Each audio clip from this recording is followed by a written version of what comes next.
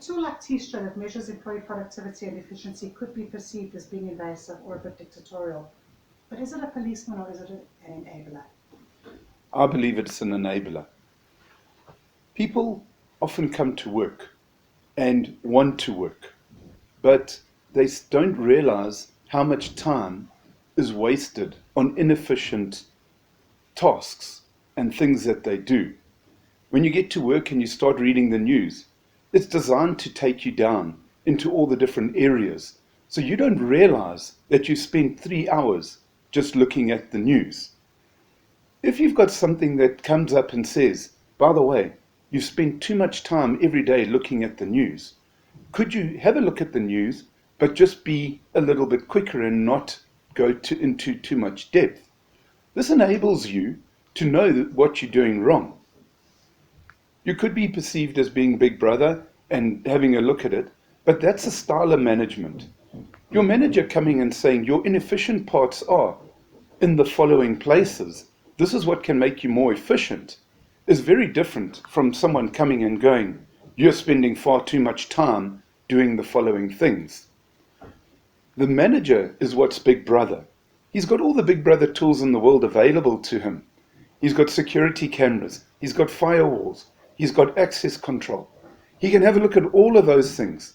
They're not meant to be designed to monitor what people are doing. They're there for security reasons or to protect your network. But at the end of the day, they're tools that a manager uses, and if he wants to be Big Brother, he is going to be Big Brother. T-Stra has actual opposite effect. You as an employee can now have a look at your stats and say, yes, I may not have sat at my desk for 8 hours, but in fact, I was productive for most of the hours that I was sitting there.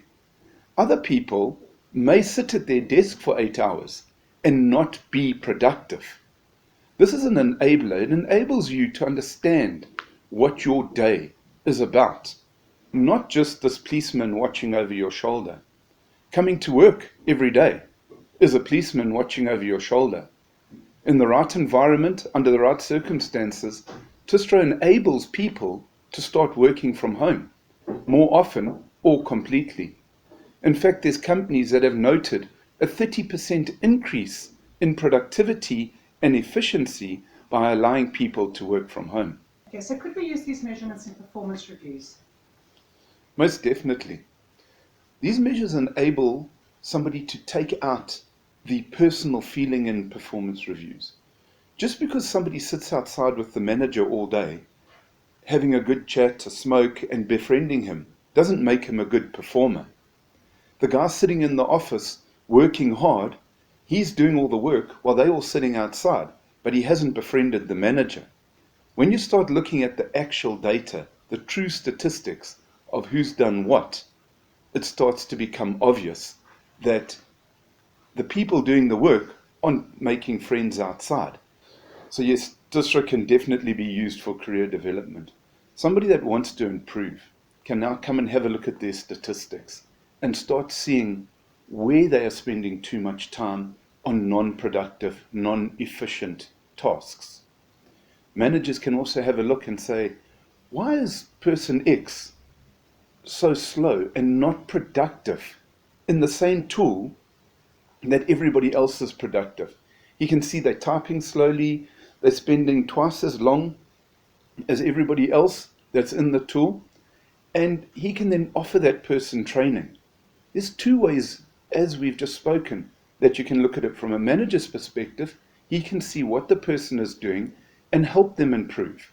From your own perspective, you can have a look and say, do I need to spend so much time in the morning going down into the various websites, or should I spend half an hour, find out what's going on, and then get back to work? People can definitely use this tool to improve their careers and career paths. Sometimes people are not meeting their KPIs because they're doing other work that's legitimate work, but it's not related to their KPIs. So what about that? So this work could be legitimate work for the company or working, moonlighting during business hours. I've found people in different companies using applications that the company has never had a need for. Immediately this raises alarm bells. What is he doing with them? Why are they doing it? Why are they using these tools? Because the company they're moonlighting for actually uses these new tools. But it's not only that. People that are now, they've been in a job for a long time, end up taking on more and more responsibility outside of their field of work that they were supposed to do. And as the company's grown, they've just stayed with these particular tools and just done these particular jobs. If you've created a profile around what this person should be doing, and suddenly they're using tools, applications, that don't fit that profile, you may need to ask why. We had a case of somebody that was a PA, and she just kept using SQL. Now, your normal personal assistant would not use SQL. They wouldn't be writing SQL scripts. That's a job for an analyst, developer, those kind of a people. When they went and questioned her, they said, why are you using SQL? You work hard, you produce results, we're not upset with you, but what do you do in SQL? What transpired was that she had actually learnt what SQL was about. The people she was doing the PA work were analysts, and they were all coming and talking around her, telling her things to do things, all around SQL. And she thought, let me learn SQL so I understand what they're doing. And she just grew into a position that next time a junior analyst position came, they offered her the job. In terms of management styles, what works better, the big brother stick approach or the incentivizing, empowering people with the carrot approach? It's very difficult to say. It all comes down to your style of management and the company's preference. Personally, I prefer to go largely with the carrot, knowing that there is a stick behind it.